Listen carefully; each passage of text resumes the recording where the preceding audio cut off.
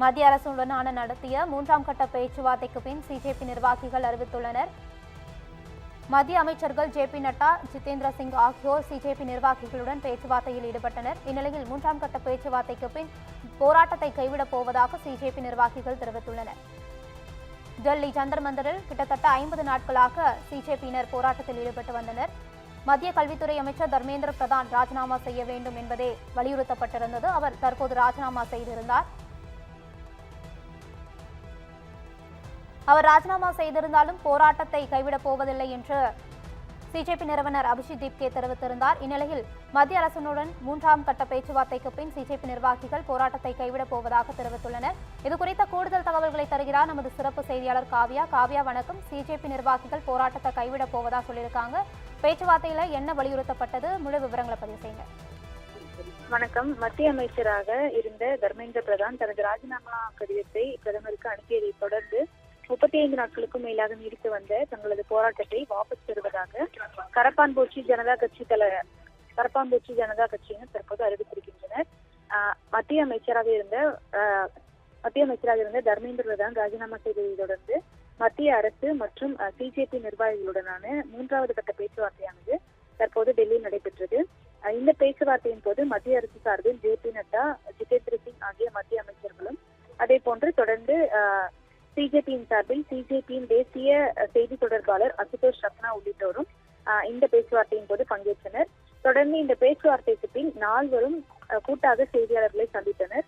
அப்போது பேட்டியளித்த காக்ரோச் ஜனதா பார்ட்டியின் தேசிய செய்தி தொடர்பாளர் அசுதோஷ் ரத்னா அரசு குழுவுடன் 3 கட்ட பேச்சுவார்த்தைகளை நடத்தியதாகவும், ஜந்தர் மந்தரில் பல நாட்களாக நடைபெற்று வந்த எங்கள் போராட்டத்திற்கு 3 முக்கிய கோரிக்கைகள் இருந்ததாகவும் அவர் கூறியிருக்கிறார்.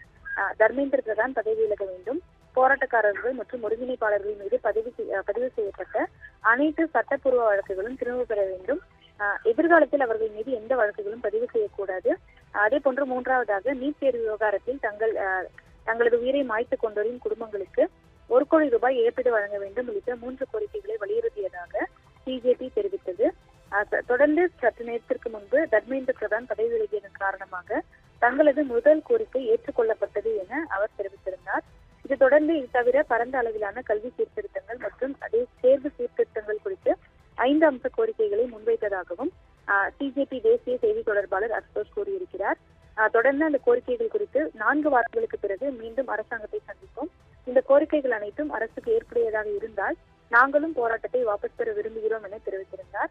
அதன்படி அரசுடனான பேச்சுவார்த்தைக்கு பின் சிஜேபியின் தலைமை செய்தி தொடர்பாளர் சௌரவ்தாஸ் கூறுகையில், ஒப்புக்கொள்ளப்பட்ட நிபந்தனைகள் குறிப்பிட்ட காலக்கெடுவுக்குள் செயல்படுத்தப்படும் என்ற புரிதலின் அடிப்படையில் நல்ல எண்ணத்தின் பேரில் தங்களது போராட்டத்தை வாபஸ் பெறுவதாக சிஜேபி அறிவிக்கிறது என அவர் தெரிவித்தார்.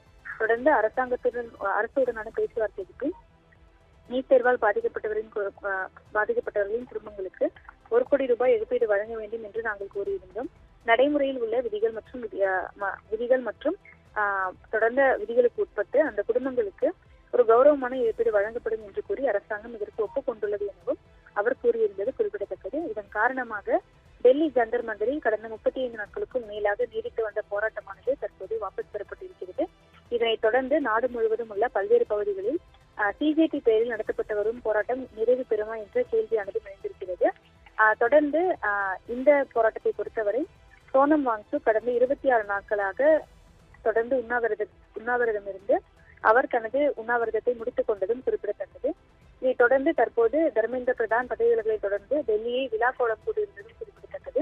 டெல்லி மட்டுமில்லாது சென்னை, ஹைதராபாத், அதே போன்று மும்பை உள்ளிட்ட இந்தியாவின் பல்வேறு நகரங்களிலும் தர்மேந்திர பிரதானை எதிர்த்து போராட்டத்தில் ஈடுபட்ட பல்வேறு தரப்பினர் தங்களது கொண்டாட்டத்தை வெளிப்படுத்தியிருந்தனர். இது தொடர்பான பல்வேறு காட்சிகளும் தற்போது வெளியாகி இருந்ததும் குறிப்பிடத்தக்கது. விவரங்களுக்கு நன்றி காவ்யா.